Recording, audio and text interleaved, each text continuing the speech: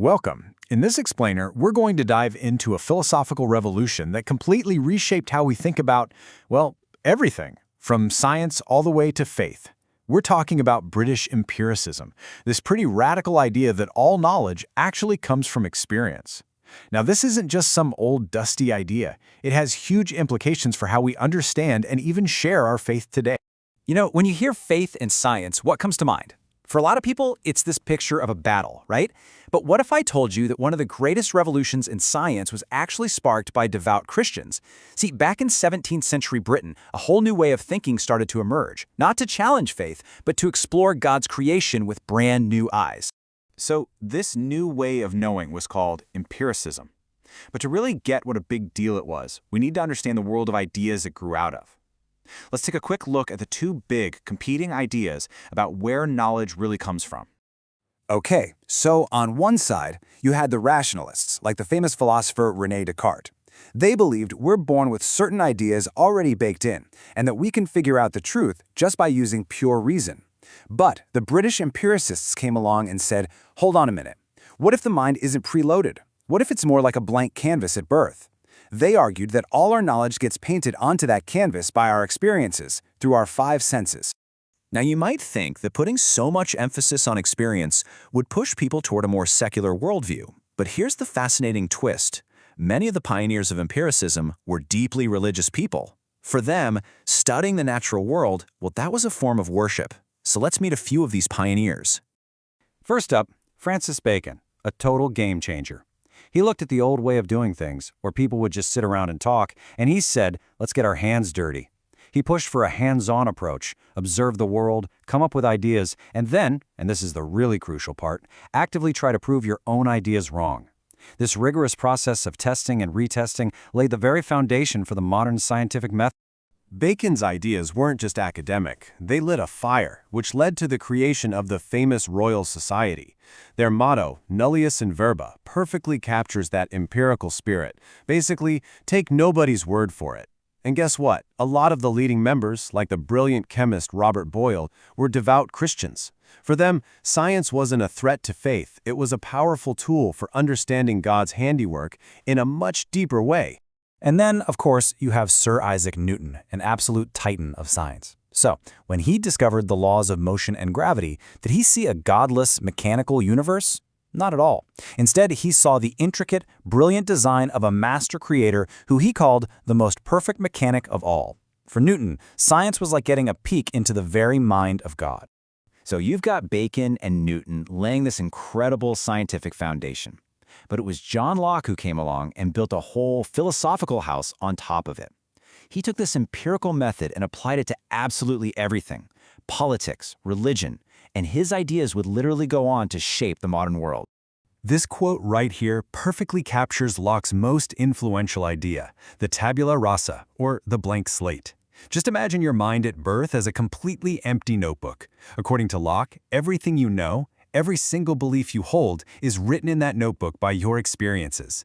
It's a simple idea, but it's incredibly powerful and revolutionary. And look, this blank slate idea wasn't just some abstract thought exercise. It had massive, real-world consequences. I mean, if we're all born as blank slates, then the whole idea of a king having a divine right to rule suddenly seems kind of absurd, doesn't it? Locke's philosophy paved the way for modern democracy and our concept of natural rights. And when it came to faith, he argued that Christianity wasn't about blind belief, but was actually a deeply reasonable and logical choice. So how did Locke square his empirical philosophy with his Christian faith? Well, he came up with this brilliant framework. He said some things, like the existence of one God, we can figure out just by using our reason. Other things, like the resurrection, well, those are above reason. We can't prove them with logic alone, but they don't contradict logic either. So how do we know they're true? Locke's answer was miracles. He saw miracles as God's way of verifying his message, kind of like a divine stamp of approval. But Locke's philosophy did leave a bit of a nagging question. If all we ever truly experience are our own ideas of things, how can we be sure there's a real physical world out there separate from our minds? This is where Bishop George Berkeley steps into the story, with a really radical and totally God-centered solution to this philosophical puzzle. This funny little limerick actually does a perfect job of summing up the philosophical problem Berkeley was trying to solve. If a thing only exists because it's being perceived, what happens when nobody's around to see it? Does it just, poof, vanish into thin air? And here is Berkeley's elegant and profoundly theological answer.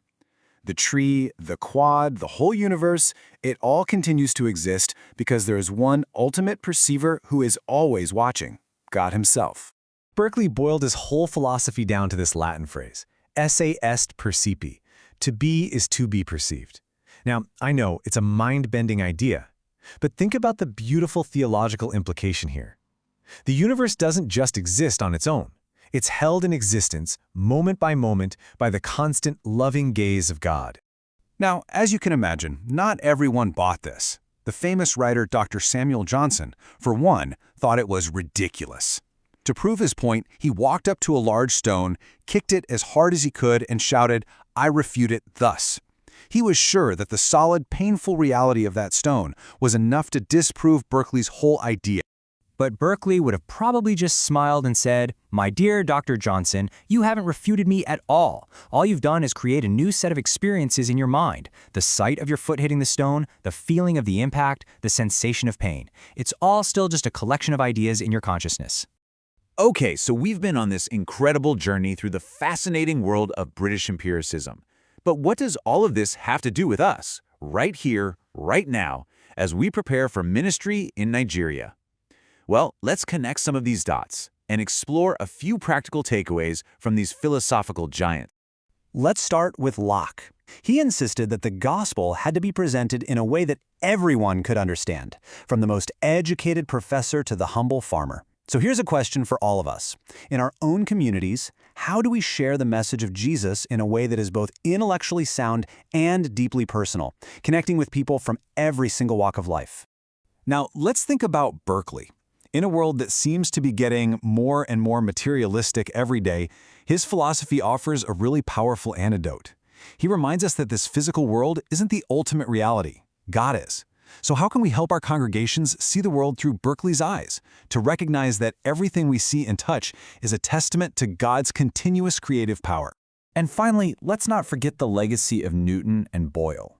For them, there was no conflict between their faith and their scientific work. Science was simply a way of exploring the mind of God. So my question for us is this: how can we inspire a new generation of Christians to embrace science with that same sense of wonder and worship? How do we show them that faith and reason are not enemies, but partners in the grand pursuit of truth? Reason, experience, or revelation? Where do we ground our faith? This is the very question the British empiricist wrestled with, and it's a question that we continue to face today. But what I hope this explainer has shown us is that we don't actually have to choose.